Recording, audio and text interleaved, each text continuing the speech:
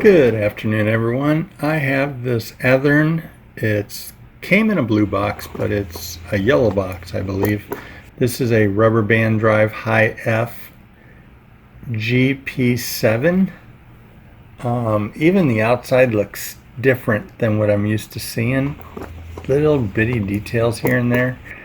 And I think we need to crack this thing open and see what's on the inside. I've only got one or two other high F locomotives that are not RDCs, so I've got to figure out the best way to pull this apart. It comes with worn out, dry rotted, nasty old rubber bands. Oh wow, I have never seen a motor like that.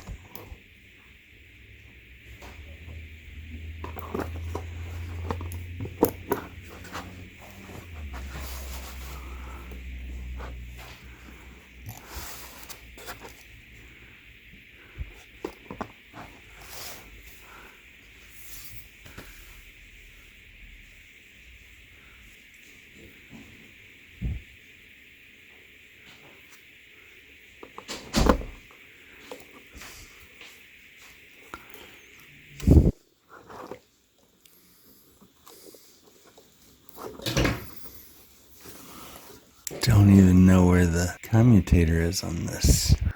That is one thick drive shaft. I've never seen a motor like this before, ever.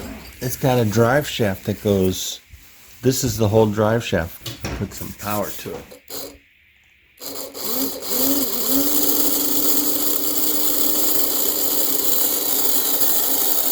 Wow. Here's where the actual motor is, right here.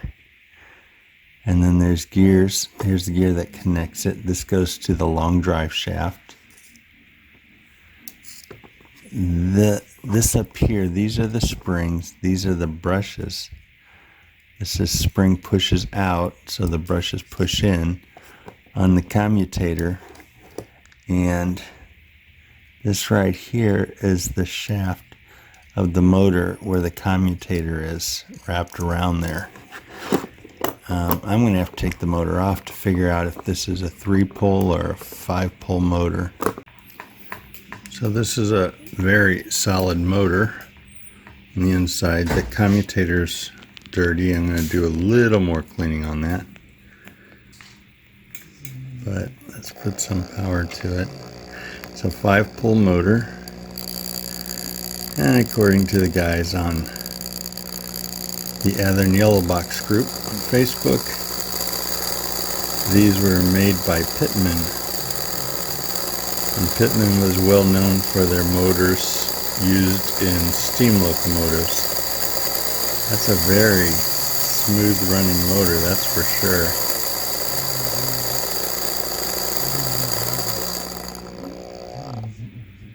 So I've got my brushes all cleaned up here, and I cleaned up the motor. I polished up the commutator. For polishing up the commutator, I use a couple things here. I use a fiberglass pencil here.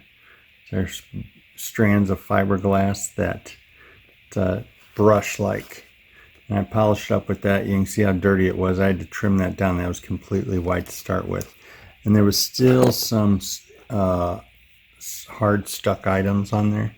So I actually used this brass one and just used it lightly to polish up the commutator a little bit more to get some of the built up stuff off of there. So it's time to put this back together and see how it runs.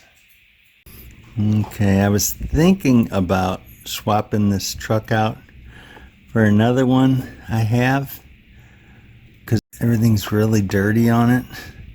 But I like the idea of trying to keep as much original parts on here.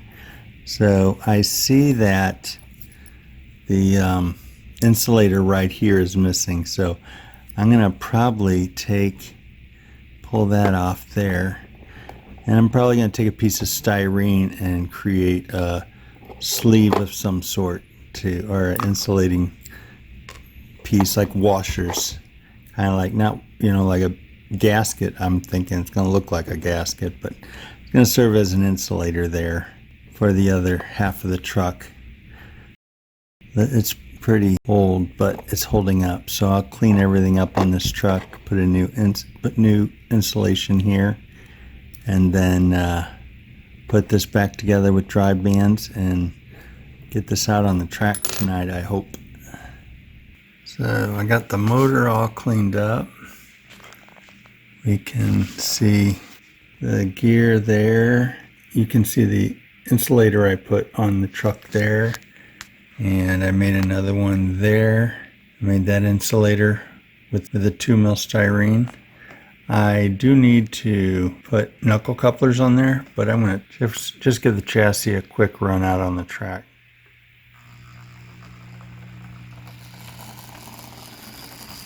Look at how smooth that thing is moving.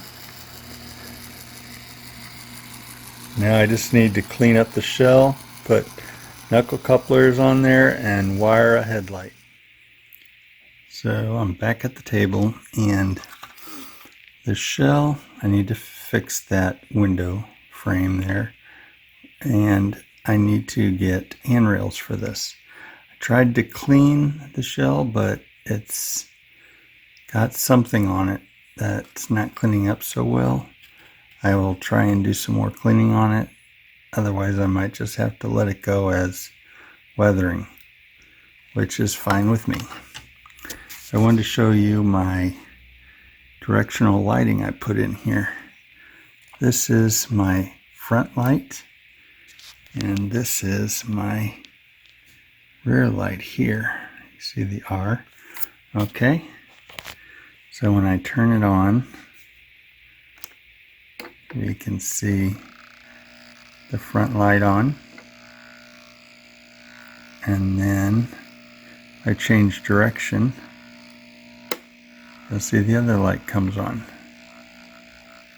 So these are LED lights, and for those who might not be too familiar about this, I had to figure out which was the black wire and the outside rail, and I wired this into these pickups, and the red wire went to my ground here in this case.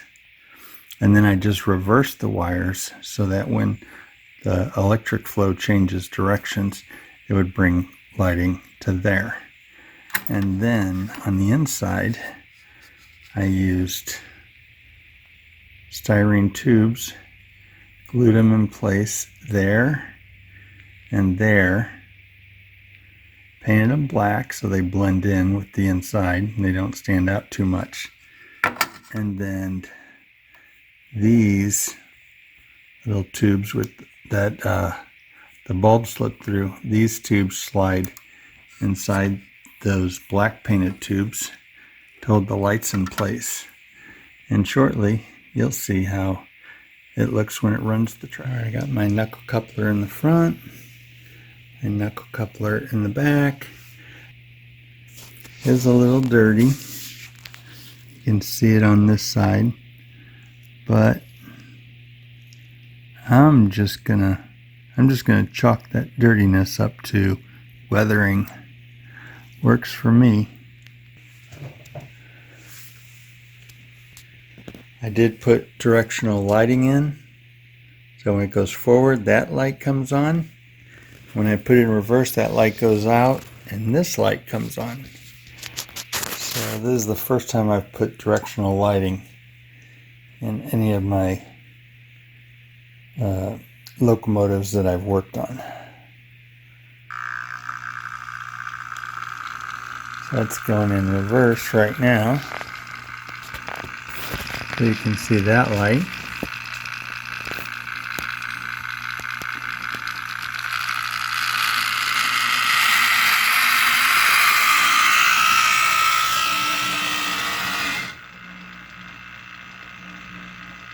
Change directions.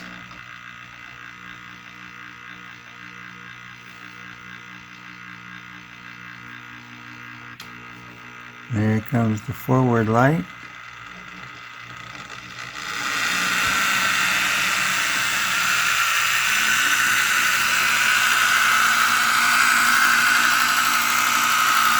There she is.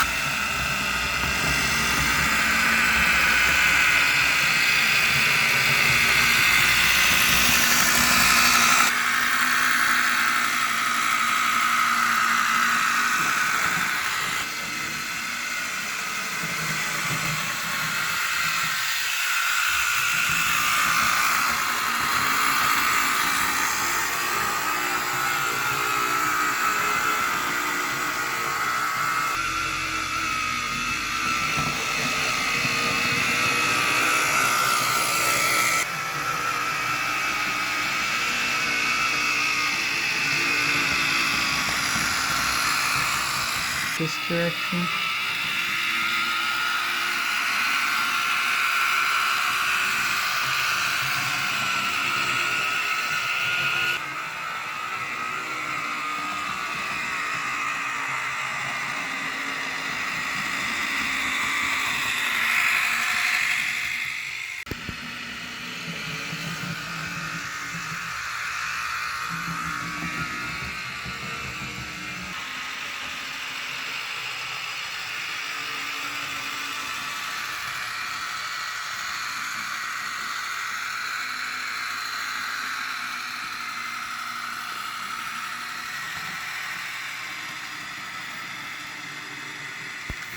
Thanks for watching, and be sure to like and subscribe and click on the bell for notifications when new videos come out.